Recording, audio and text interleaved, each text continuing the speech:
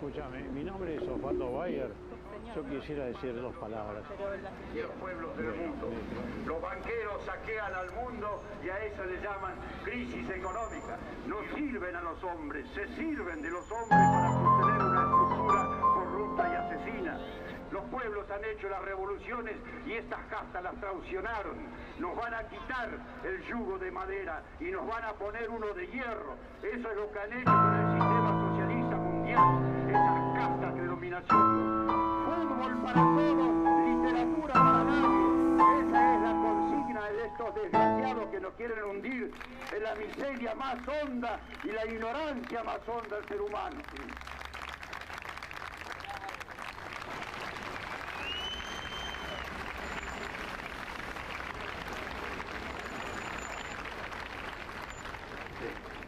Bien, queridos amigos, me llamo Osvaldo Bayer.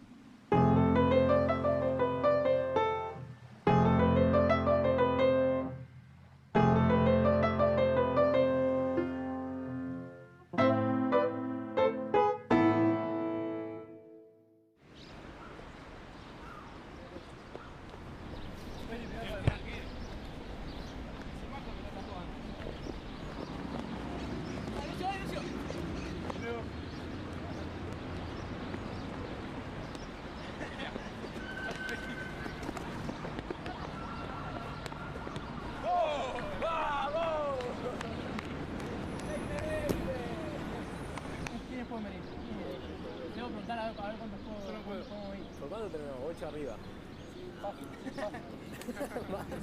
Bueno, muchachos, me tengo que ir. Sí, sí, no, mañana se sale a la noche. Dale, no, mañana. Mañana, no, mañana. Yo también, che, me voy siempre.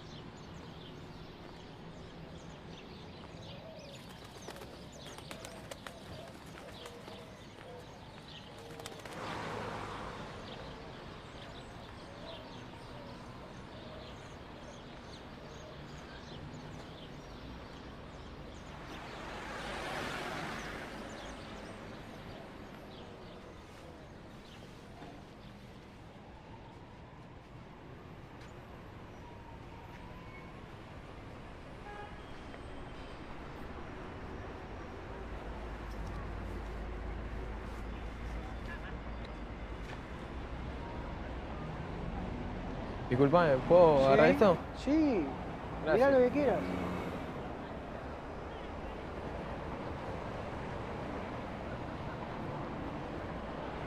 ¿Te interesa, Simón?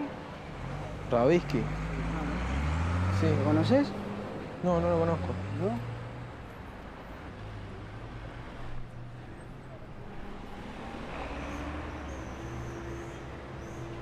¿Querés ver algo más de Simón? Tengo algo más. Bueno, ¿qué tenés?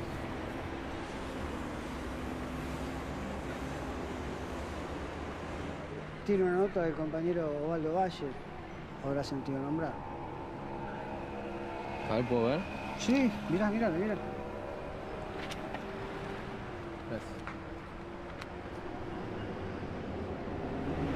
Acá podés, digamos, conocer todos los detalles Ya, qué bueno.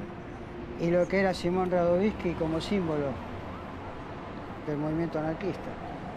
¿Y cuánto cuesta esto? Mirá, esta de Simón, que es una nota especial escrita por Osvaldo Valle, esta 30, porque es de colección. Está Y bien. la otra 10 pesitos. Te hago precio. ¿Me la dejás a 30? Todo sea por Simón. Bueno, muchas gracias. Bueno.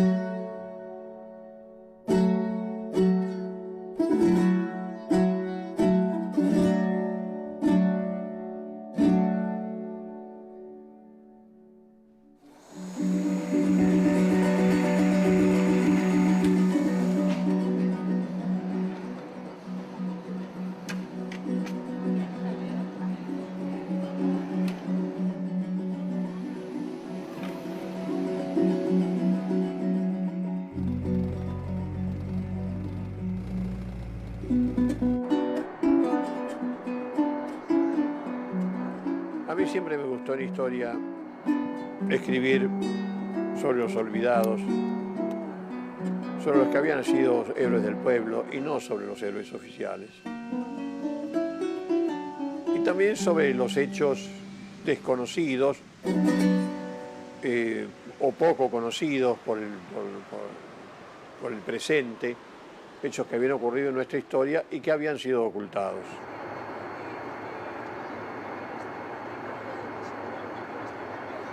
En el año 67 yo reivindiqué esa figura.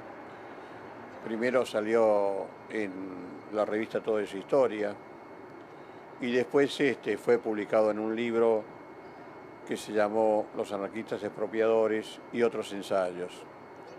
Ese libro fue prohibido por el gobierno de Isabel Perón y pudo recién volver a reimprimirse y a publicarse en el año 1984.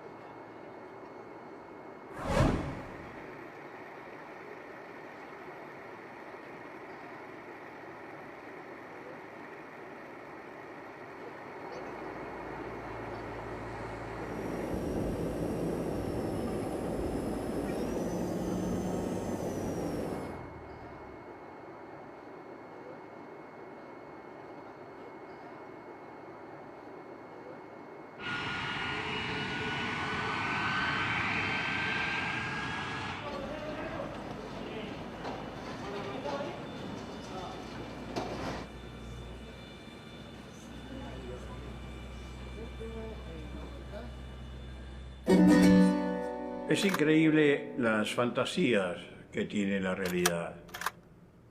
Volver 45 años después que hice esta investigación. Ver cómo se mantiene esto como una especie de iglesia del horror. Pensar lo que sufrió toda esta gente, estos presos. Una creación del liberalismo positivista, ¿no? Por supuesto, de Julio Argentino Roca, el mismo de la ley 41-44, la ley de residencia, donde se expulsaba a los extranjeros que tuvieran ideas extrañas al ser nacional. Es decir, que eran los obreros que luchaban por las 8 horas de trabajo.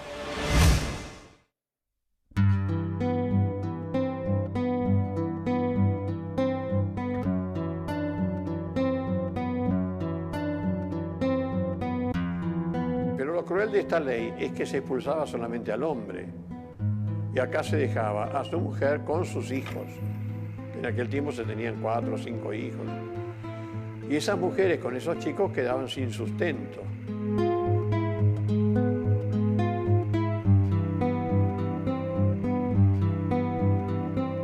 En aquellos años la migración mayor era la italiana, después seguían los españoles al puerto de Buenos Aires, pero también había una inmigración polaca y rusa.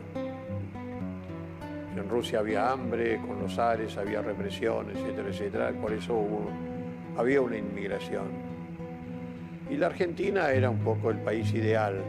Siempre se hablaba de que aquí había pampas y campos para alimentar a todo el mundo y que aquí se podía vivir en paz.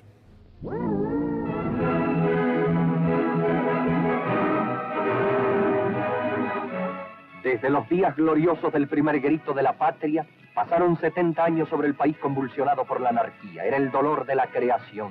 Quedaba un país, faltaba una nación. Pero con el polvo de las últimas montoneras se deshizo el gran drama. Y llegaron los hombres señalados por el destino para darle forma, organización al país naciente. Un problema enorme quedaba por resolver. El desierto, el indio, la aridez, el caldén, el abrojo, la distancia. Alguien dijo entonces, gobernar es poblar. No era otro el problema, poblar. No se hablaba de otra cosa en las esferas oficiales, en el parlamento, en la prensa, en la calle.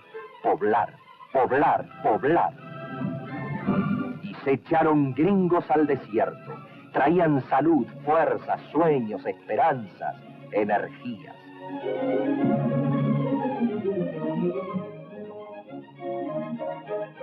En ese mundo de la inmigración que llegaba, esos miles y miles de inmigrantes, de Ucrania, por ejemplo, llegó este joven Radovisky, Simón Radovisky, con algunos familiares.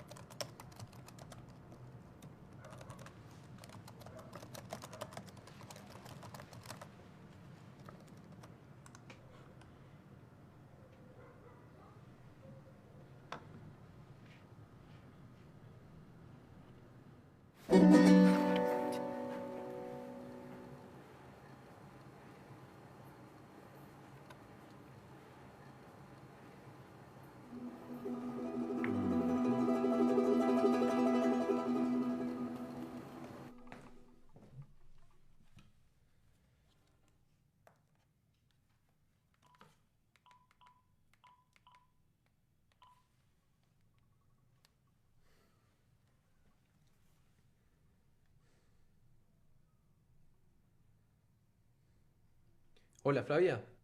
Tu primo Julián.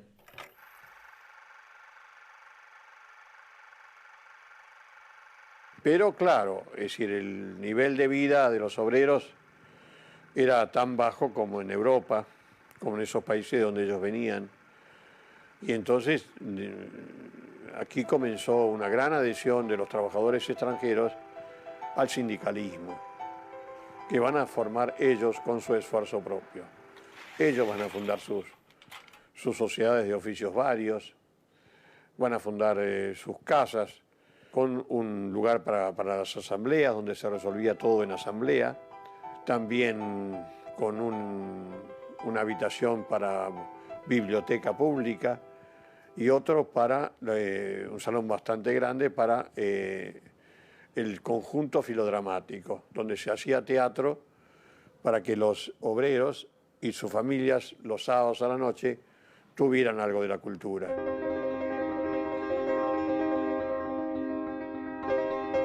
Siempre tenían un acto común, que era el 1 de mayo. En 1890 ya hicieron el primer acto conjunto, donde cada uno habló en su idioma. Hubo un orador italiano, un orador portugués, un orador alemán, un orador inglés y un orador en español. Que el diario La Nación, con un sentido irónico, dice: no sabemos por qué se hace ese acto, si hablan y no se entienden. Bueno, cuando en realidad era un acto de la solidaridad entre todos. Y demostraba que a pesar de los idiomas, ellos se entendían porque hacían acciones comunes para lograr lo soñado, que eran las 8 horas de trabajo. Aquel legado que dejaron los mártires de Chicago. Radovísky, bueno, va a participar de toda esa vida obrera, de agitación, y él se va a convertir, sin saberlo tal vez, pero se va a convertir en una figura muy importante del anarquismo argentino y del sindicalismo argentino, porque va a pasar como gran héroe él, un hombre que se sacrificó por la vida de los demás.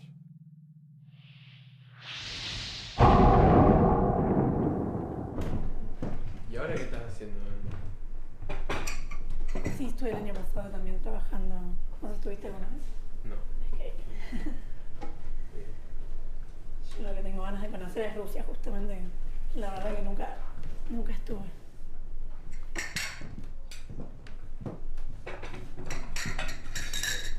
Al final mucha plata, Uno me queda cerca de casa y no sé, está bueno. Me dijeron que...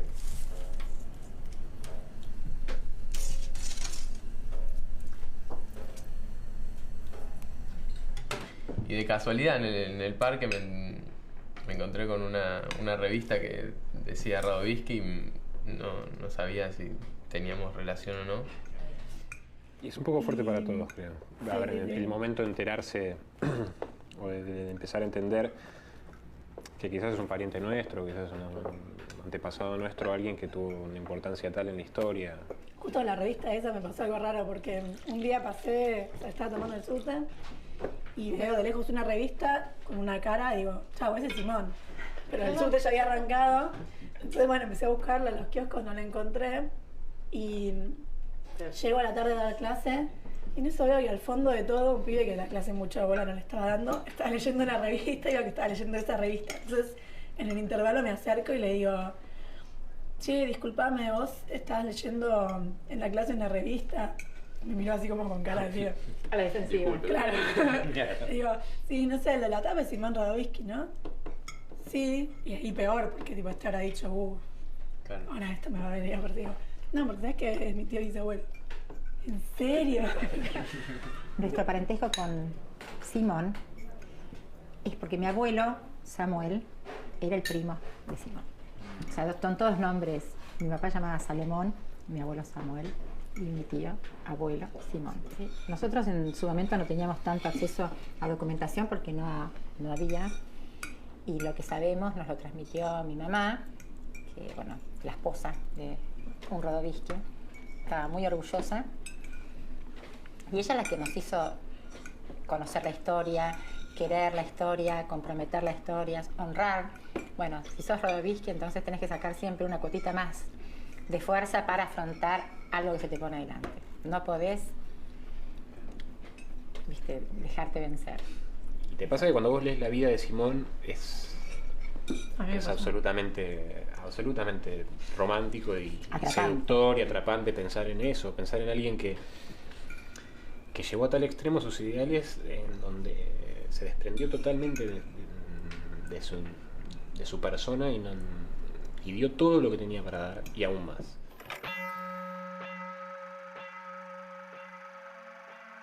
A partir de 1890, que se hace la primera gran demostración del 1 de mayo en homenaje a los mártires de Chicago, todos los años la mayoría de los obreros lo tomaron como un deber concurrir a hacer una gran manifestación. Pero que no era asueto el 1 de mayo. El 1 de mayo, si eran días de semana, tenían que ir a trabajar. Con la amenaza de las empresas que si no concurrían a trabajar el 1 de mayo los dejaban cesantes. Y más todavía, los actos eran reprimidos. Y a pesar de eso, 70.000 obreros de los anarquistas y 30.000 de los socialistas en otro lugar.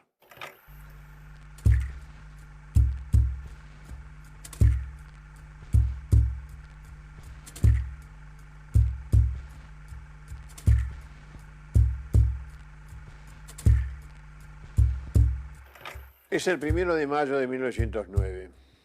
Amaneció frío, pero con sol. Luego, hacia el mediodía, se iría nublando, como presagiando tormenta. Ese 1 de mayo se anunciaban dos actos obreros. Uno, organizado por la Unión General de Trabajadores Socialistas, a las 3 pasado meridiano, a las 3 de la tarde. El otro es el de la Fora, el de los anarquistas, que convocan a una concentración en Plaza Lorea. La plaza se va poblando de banderas rojas. Hay casi 70.000 obreros con una demanda única: la jornada de 8 horas de trabajo. Y en la avenida de Mayo y Salta se detiene de improviso un coche. Es el coronel Ramón Falcón, jefe de policía. Ramón Falcón encarnaba la época, encarnaba el espíritu de Roca, es decir, el desprecio a la gente de abajo, ¿no? Falcón fue el mejor oficial de Roca en la campaña del desierto, se distinguió en las matanzas. Y después va a ser elegido por su forma de ser jefe de policía. Va a fundar la escuela de policía, por eso va a llevar su nombre. Un hombre muy duro que mantenía, por supuesto, la disciplina de la sociedad, en ese tiempo sin democracia. Si recién el primer gobierno democrático en la Argentina va a ser el de 1916, del voto secreto y directo elegido, que fue electo Irigoyen. Antes nuestros presidentes eran elegidos levantando el brazo en el atrio de las iglesias.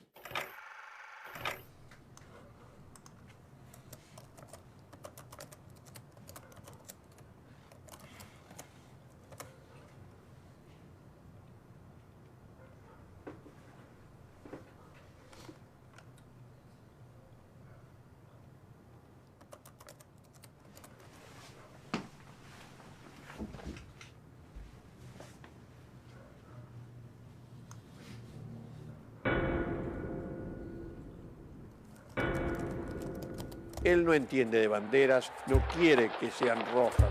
La masa lo reconoce y ruge: abajo el coronel Falcón, mueran los cosacos, en alusión a la policía del zar en Rusia. Mueran los cosacos. Guerra a los burgueses, las banderas y los estandartes se agitan. Falcón se enfurece, su rostro impasible mide a la masa. Está calculando las fuerzas enemigas, como un general en la batalla. Se desata el tiroteo. Se lucha a balazo limpio, ataca la caballería. Los obreros huyen, pero no todos. Hay algunos que no retroceden, luchan a cara limpia. Lo cierto es que el resultado es una de las más grandes tragedias del movimiento obrero argentino.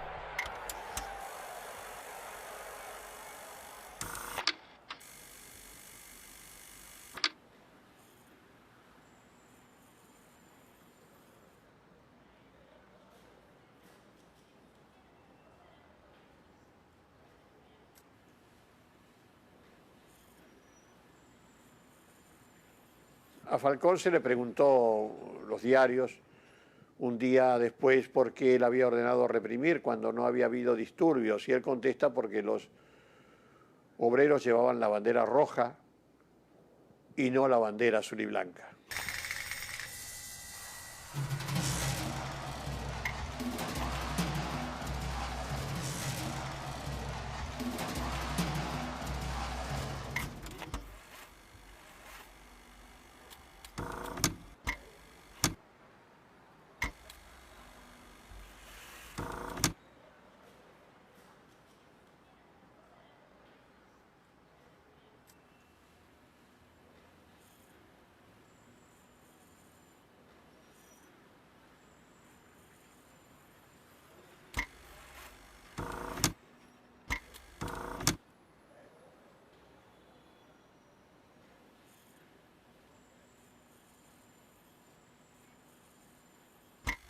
Los anarquistas exigieron la renuncia de Falcón, y ellos lo que pretendían es que Falcón se vaya de la jefatura de policía. Y Figueroa Alcorta, de manera obstinada, determina que no, que Falcón va a seguir a cargo de la Policía Federal, o sea, de manera un poco provocadora, después de no solo lo que fue la represión, sino también lo que vino después, porque siguió el hostigamiento a los que en ese momento la sociedad bien de Buenos Aires le echaba la culpa del desorden a los inmigrantes polacos, rusos, alemanes, judíos pobres que venían a traer el desorden, la mugre, las ideas revulsivas. Fueron, rompieron locales, prendieron fuego, hubo golpes. Pero ellos lo que hicieron fue exigir la renuncia de un jefe de policía que había reprimido desmedidamente un acto del 1 de mayo, que hasta ese momento, hasta que aparece la policía, había sido un acto pacífico. Los socialistas libertarios sostenían que cuando no hay justicia de arriba, el pueblo tiene derecho a hacer justicia con sus propias manos. Principalmente con los grandes tiranos, con los grandes asesinos. Y los anarquistas esperaron, desde mayo a noviembre. Y Falcón no fue de ninguna manera, no se le inició ningún juicio por la matanza que hizo de obreros, no se hizo ninguna reparación a las familias de los muertos, de manera que comienzan a pensar que, bueno, que ha llegado el momento de hacerse justicia por la propia mano. Es decir, el derecho de matar al tirano. Y por eso se va a preparar muy bien el hecho. ¿Cómo era realmente el plan? Eso es algo que a mí siempre me lo pregunté. Porque yo siempre escuché la anécdota, que no sé si es cierto o no, o es esa cosa que se va diciendo, se va nombrando y al final termina siendo cierta, porque uno lo repitió muchas veces, que yo creo que se la escuché a Gabo, que él en realidad cuando decide matarlo a Falcón, creo que, no sé si Samuel, no sé si tu abuelo no era parte de la misma célula o algo así, esa sí o que el no la sabía. hermano, o había alguien que era un pariente de él, y que en realidad quien saca el palito más corto, o sea, cuando sortean quién va a matar a Falcón, el que saca el palito más corto no es Simón, y que después ellos determinan que tiene que ir Simón porque era el único que era menor de 21. Entonces que si él lo agarraban, no le iban a poder fusilar, no le iban a poder condenar a muerte, porque él tenía 18 años en ese momento. Se abre el segundo acto de este drama, Cementerio de la Recoleta. El coronel Falcón vuelve luego de haber asistido a las exequias de su amigo Antonio Balbé, director de la Penitenciaría Nacional. El coche de Falcón avanza sin custodias por las calles, dobla por la avenida Callao, rumbo al sur. Un joven de aspecto extranjero comienza a correr a toda velocidad atrás del carruaje del jefe de policía. Lleva algo en la mano, no se sabe qué. Al doblar el coche, el desconocido se acerca y arroja el paquete en su interior. Todo explota y el joven huye hacia la avenida Alvear. Falcón ha sido herido, se desangra esperando una ambulancia que lo conducirá hasta el hospital. Simón Radovisky intenta huir pero caerá herido en la calle. Falcón ha muerto, los anarquistas no han fallado.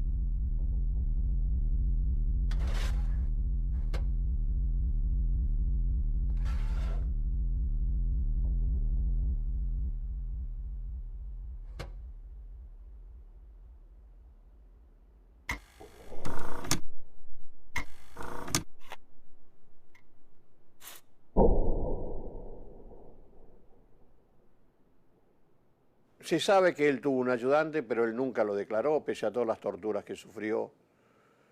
Es decir, que él va a aparecer como único responsable. Entonces lo va a esperar con el arma de los anarquistas, por eso la bomba, porque la bomba representaba al explotar la ira del pueblo, la justicia del pueblo que revienta, que va a matar no solamente a Falcón, sino también a su secretario, que iba en el mismo coche. Y esto no es solamente algo del anarquismo en la Argentina, sino que fue algo muy común, hasta común en los países europeos, principalmente en la muerte de los grandes tiranos. Y tal vez el último hecho más testimonial de todo esto es el atentado que hace el conde von Stauffenberg contra Hitler el 20 de julio del 44. Se calcula que si ese atentado hubiera resultado positivo, lo hubiera matado a Hitler, se hubieran salvado 10 millones de personas, porque los últimos meses de la guerra fueron los más crueles de todos. Al cumplirse 42 años de la muerte del ex jefe de policía, coronel Ramón L. Falcón, la Policía Federal rinde homenaje a su memoria. La benemérita institución recuerda al abnegado servidor que ofrendó su vida en aras del deber.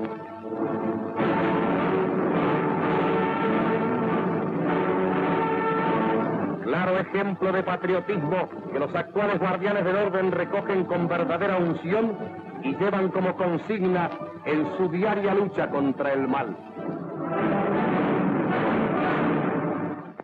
La segunda calle más larga de Buenos Aires se llama Coronel Falcón.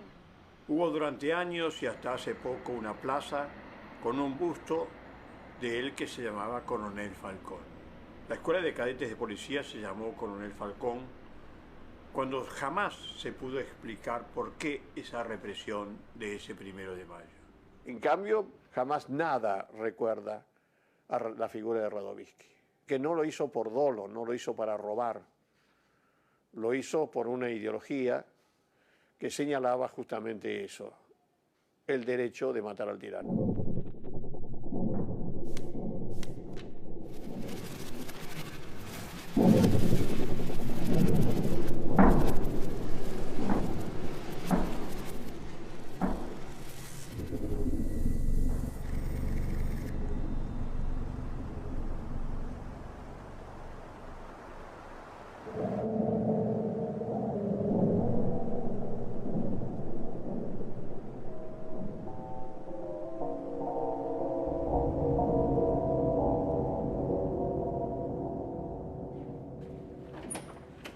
Hola, ¿cómo estás? ¿Sebastián? Sí, ¿qué tal? Julián. Ah, ¿cómo estás? ¿Cómo estás? ¿Todo bien? Bien, mucho gusto. ¿No venías para consultar? Simón Radovisky. Ah, yo vengo cierto, investigando, así que bueno, quería saber qué tenían acá. El correo, vení, pasa. Bueno, veo la pintada. Ah, sí, ese es un stencil que habían hecho los compañeros en Loma de Zamora hace varios años para escrachar en la calle Ramón Falcón allá, y me lo prestaron para decorar acá un poco la biblioteca. Qué bueno. Vení, pasa. Permiso, gracias. Falcón es una de las personas que más cantidad de homenajes tiene dentro de la ciudad de Buenos Aires. Y Falcón es dice que es la personificación del Estado argentino en su momento de organización. Bakunin decía que todo Estado se forma o nace a partir de la conquista, digamos, el Estado argentino nació a partir de la llamada conquista al desierto, el asesinato a las montoneras federales, y cuando pasó de ese baño de sangre, empezó el baño de sangre hacia los obreros. Entonces, y ahí viene también esta cuestión que surge espontáneamente de distintas personas, distintos colectivos, distintos grupos, de cuando se cumple el aniversario del ajusticiamiento, de salir a pintar, a cambiar el nombre a la calle, ese tipo de cuestiones, como forma de contrarrestar, digamos, eso.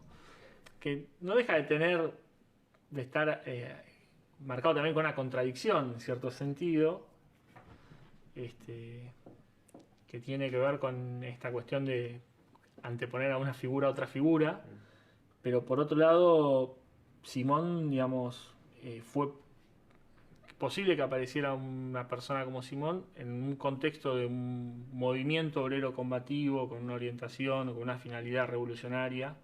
Es esa cuestión, digamos, esa expresión de una cuestión social que está por detrás, que va mucho más allá de Falcón y Simón Radovisky.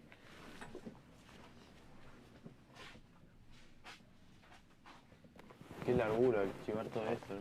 Sí, la verdad es un montón de material. Son cerca de 2000 publicaciones periódicas que hay, más varios miles más de materiales, folletos, libros, volantes y cosas así. O sea que es bastante. Bueno, y acá te voy a mostrar el expediente de la causa. Buenísimo. Bueno, muchas gracias. Simón Radovisky tiene 18 años de edad.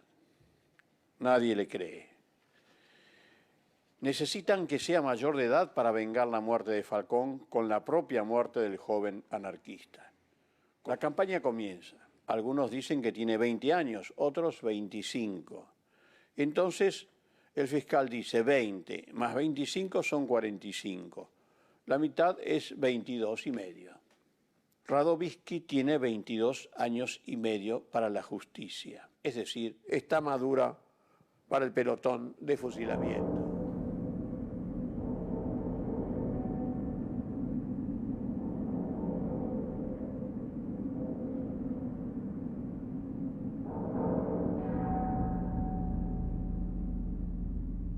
Todo venía mal para Radovisky, pero un día apareció en escena un personaje singular. Dijo llamarse Moisés Radovisky y ser primo hermano de Simón. Traía un documento que iba a dar un vuelco completo al proceso.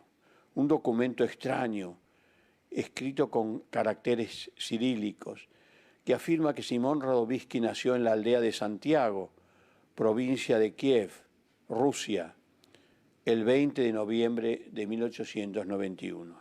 Es decir, Radovisky tiene 18 años y 7 meses. Ya no hay más dudas.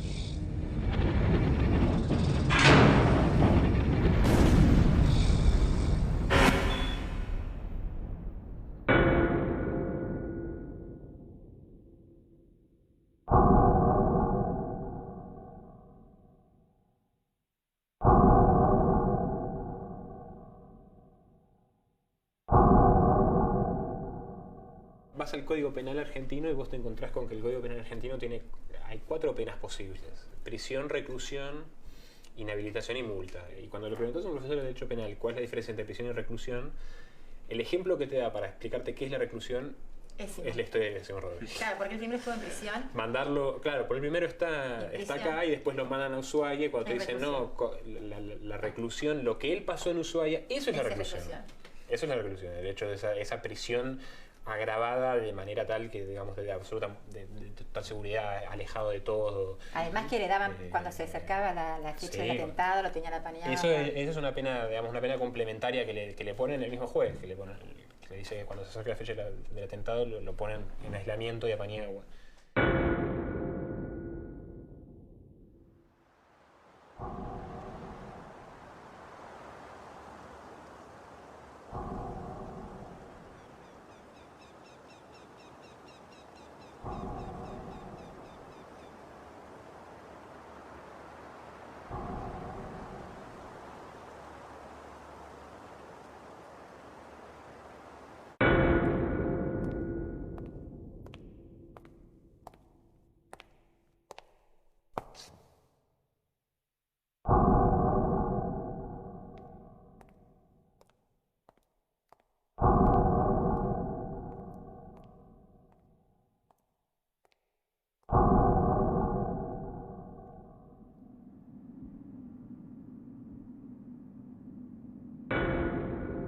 Simón Radovísky tenía 20 años cuando fue enviado a Ushuaia, después de los 2 años de la penitenciaría.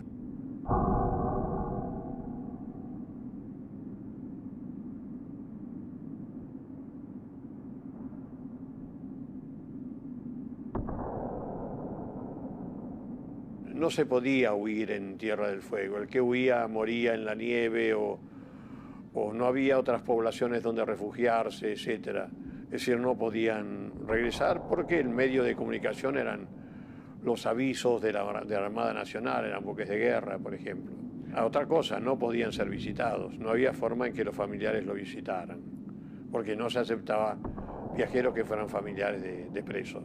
Por supuesto, en sí la misión era que no volvieran más.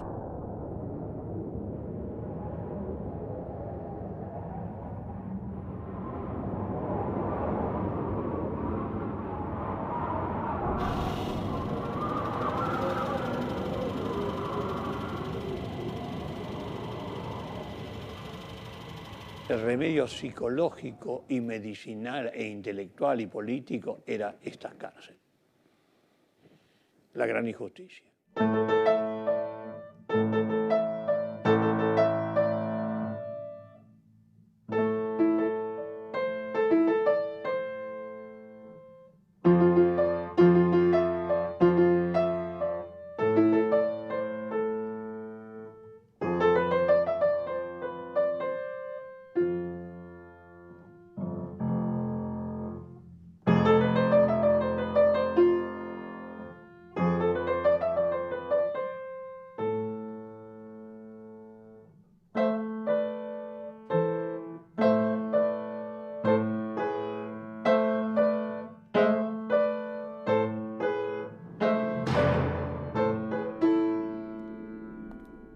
Cuando uno ve calabozo por calabozo, piensa cómo tienen que haber sufrido esos presos.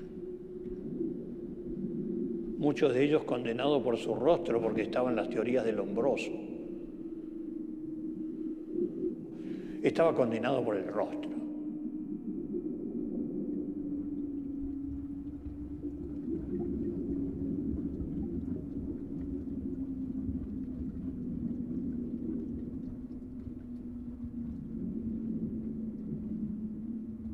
Y está bien que se muestre como un museo, porque este capítulo también entra en la historia de la crueldad argentina.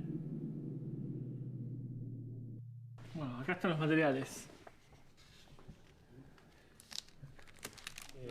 Que hay materiales de época y materiales más actuales también. Eso es el tema.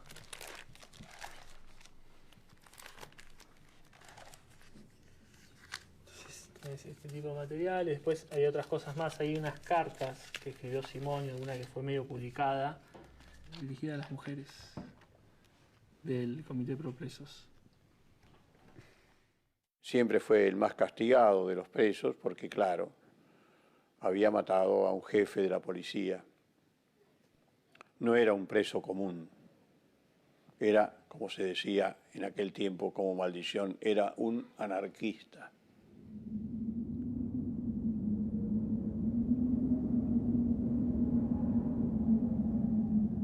Por supuesto, se le dio más trabajo todavía, el trabajo pesado de cortar árboles con el hacha, 10, 12, 14 horas por día, en esa temperatura tremenda de Ushuaia durante los inviernos, con 17, 18, 15 grados bajo cero.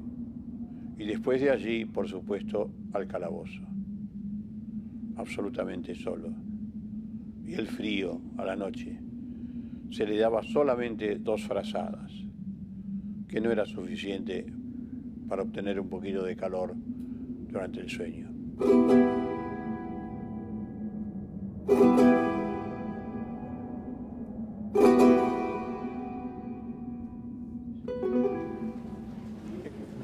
Dice Simón Radovísky,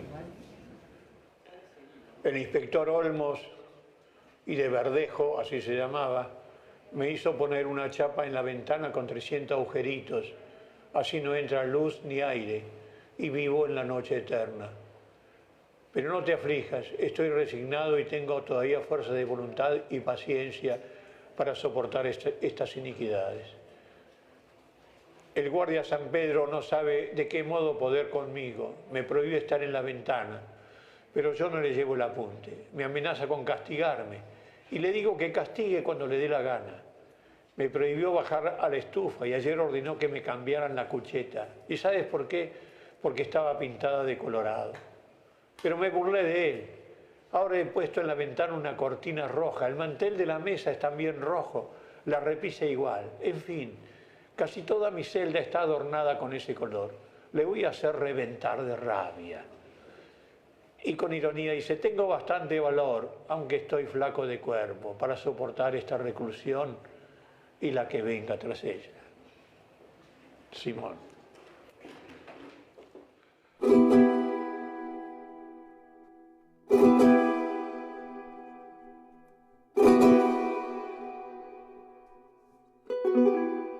Los únicos escritos que recibía él eran las cartas de amigos, por supuesto todos anarquistas, en el cual no podían hacer política, pero le contaban hechos de la familia, hechos de los amigos, en un lenguaje que él podía interpretar otra cosa. Y las cartas de la esposa de Botana, de la esposa del director de Crítica.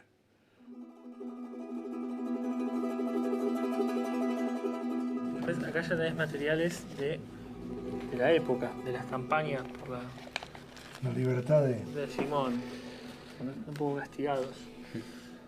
Esto es un folleto de instrucción gratuita. Estos folletos se solían editar en decenas de miles para agitar la campaña por la libertad. Bueno, lo que hace es contar, digamos, una historia, es una biografía de Simón, de las condiciones en las que está preso, de las distintas movilizaciones y campañas que se llevan adelante para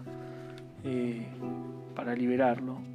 Este está editado por un comité de agitación pro libertad de Radowisky, gremios autónomos, agrupaciones y publicaciones anarquistas de la capital. Que también lo mismo, vos tenés más o menos quién es Radowisky, digamos, y después las condiciones, digamos, en las que está detenido. Había publicaciones bilingües, digamos, en distintos idiomas de las distintas colectividades que había, digamos, una de ellas era el Yiddish. Los anarquistas argentinos, la FORA, la organización obrera anarquista, jamás se olvidaron de Radowisky. Siempre había información sobre Radowisky, siempre va a haber actos una vez por semana pidiendo la libertad de Radowisky. Y no solamente en Buenos Aires, es impresionante el eco que tuvo Radowisky también en el interior. Entre los trabajadores ferroviarios, por ejemplo, de Tucumán, los trabajadores del azúcar, en Salta, en Rosario, en Santa Fe, en Córdoba, siempre se recordó la figura de Radowisky. Es decir, fue algo consecuente. Y principalmente el Día de los Trabajadores, el 1 de mayo, donde siempre se recordaba la represión del coronel Falcón.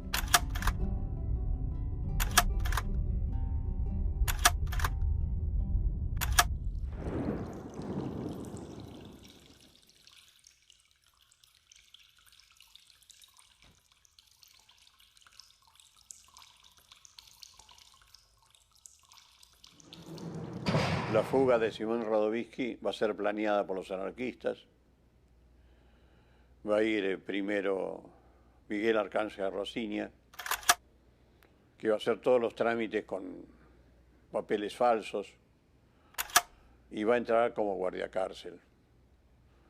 Y lo toma enseguida porque pide ir a Ushuaia. Y allí va sacando todos los datos, cómo puede hacer para iniciar los planes para obtener la libertad de Radowisky, año 1919. Y cuenta con la ayuda de Apolinario Barrera, uno de los hombres más importantes en la administración del diario Crítica, que era anarquista. Se va a ir a Ushuaia y allí va a contratar a al dueño de un lanchón, de una lancha. Miguel Arcángel Rosinia, en su calidad de guardia cárcel, le va a dar un uniforme que le habían dado a él. Simón Radovisky sale justo cuando Miguel Arcángel Rosinia tenía guardia y van a comenzar la huida.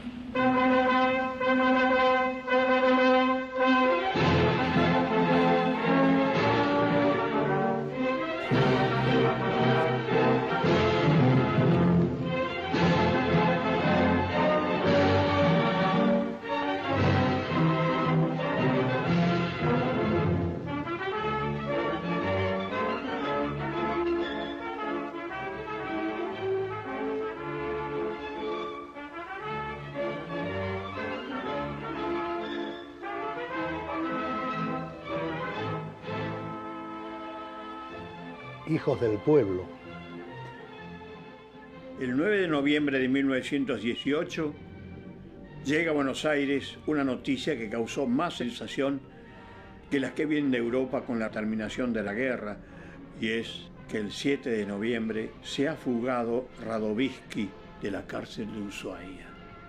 Radovisky, el anarquista.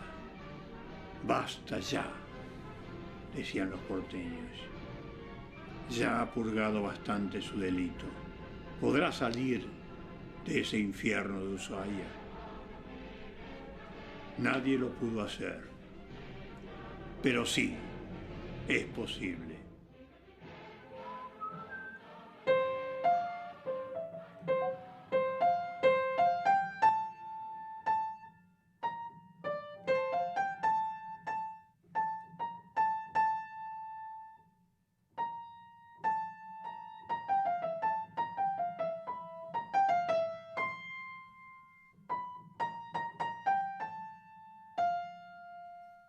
Pero se dan cuenta, al no verlo a Radovisky, que tenía que estar en su celda. Y entonces avisan a todas las fronteras. Navegando en la barca en la que huyen, ven un buque de guerra chilena que se aproximaba. Simón Radovisky entonces se tira al agua.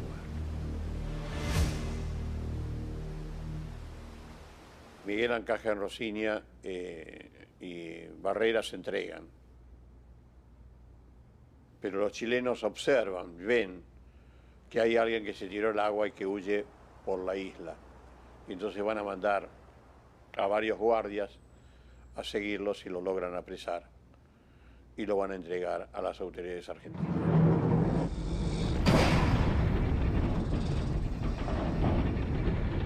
Y Simón Radovisky, ese ángel de Ushuaia, como lo denominaban, volvió a los castigos más terribles, a la mitad de ración, a un calabozo sin ninguna calefacción. Y como los médicos atestiguaron, ese hombre sufría de tuberculosis.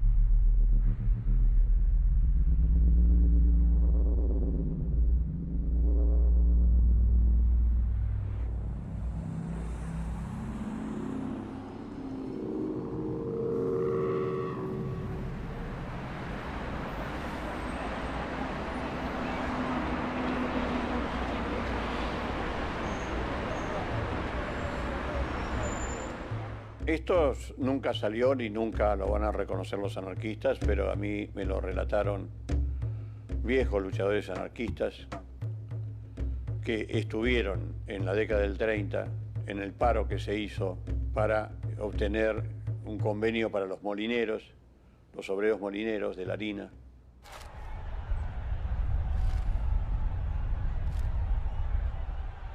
Es decir, se organizó una huelga de los molineros que era muy importante porque estaban ya los buques ingleses preparados para cargar la harina de trigo, las bolsas con harina de trigo.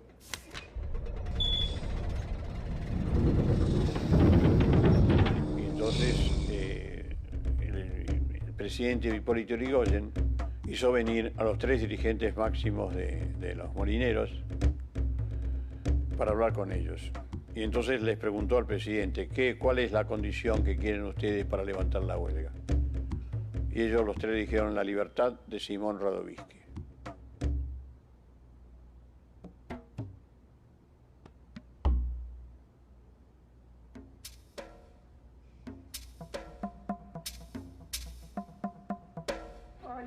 Hola. Bueno, compañeros, compañeras, les damos la bienvenida al acto del 1 de mayo de la Fora, recordando los 126 años que pasaron de la huelga por las 8 horas en Chicago. Bueno, cuando dio el decreto Irigoyen que se le daba libertad, los anarquistas van a tener tiempo todavía de enviarle un traje y un sombrero. Les compraron el mejor sombrero, un sombrero Orión, como usaban la gente rica. Es muy lindo verle en esa foto cuando sale del penal con un sombrero Orión.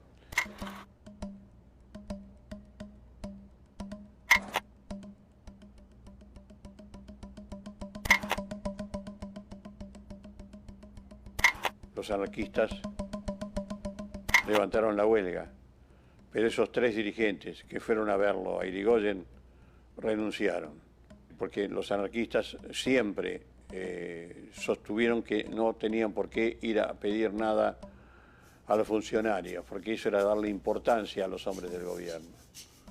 Y ellos habían ido. Entonces iban a ser expulsados del gremio, a pesar de que el gremio sabía que ellos se habían ofrecido.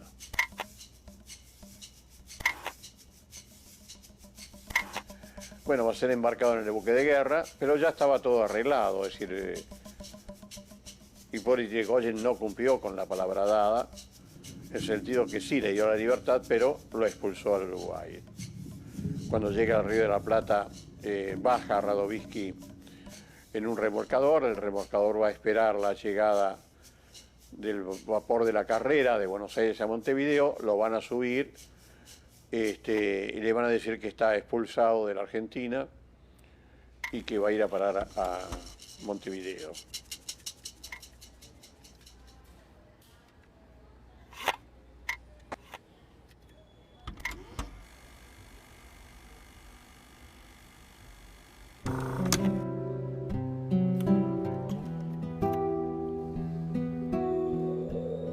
En Montevideo va a ser esperado por anarquistas, va a ser detenido, por supuesto por ilegal, pero los anarquistas van a luchar, va a ser puesto en libertad, hasta que pasan unos meses y va a ser detenido nuevamente y va a ser llevado a la isla de Flores, una cárcel uruguaya frente a Montevideo, donde va a estar más de 2 años preso, hasta que finalmente va a lograr su libertad. Y finalmente en el año 36, cuando la República Española resiste al golpe militar de Francisco Franco, él se traslada a la República Española y va a luchar por la República Española con los anarquistas, pero no va a aceptar usar armas. Él era un pacifista, a pesar que había realizado ese atentado, y entonces su tarea era siempre llevar alimentos al frente. Es decir, su misión era muy, muy peligrosa, pero siempre lo hizo y siempre lo cumplió. Recordando sobre todo a los compañeros que murieron luchando recordando por las 8 horas de trabajo y sobre todo a los que sostuvieron su ideal anarquista hasta el final.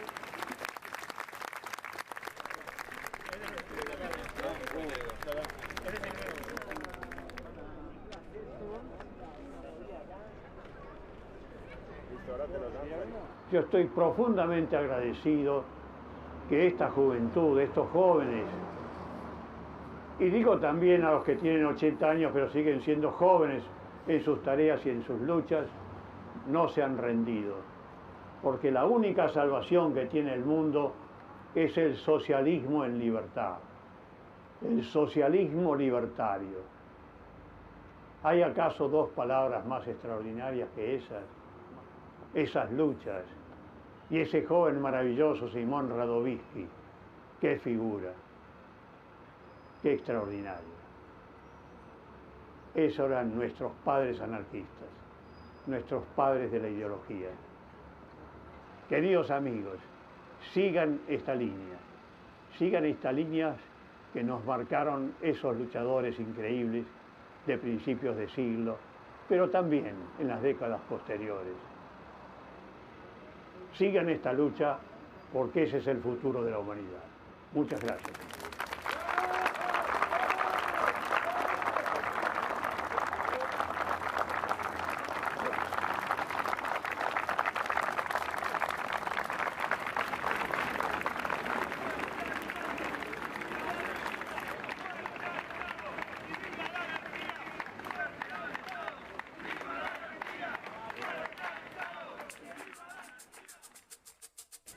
Bueno, chicos, estudié economía, Marto.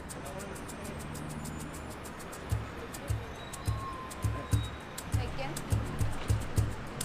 Ven, fue acá. Callao y Quintana. Salieron del cementerio del carruaje, Falcón y el secretario. Entonces venía con el carruaje por acá y doblaron. Y Simón vino desde la izquierda, les tiró el paquete adentro del carruaje y fue ahí cuando volaron. ¿Ven? La cara esa es la de Falcón. En este lugar cayó el coronel Ramón L. Falcón, jefe de policía de Buenos Aires, mártir del orden social, 14 de noviembre de 1909.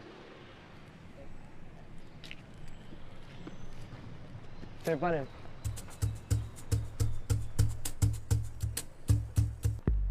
Uy, qué grande. Simón vive.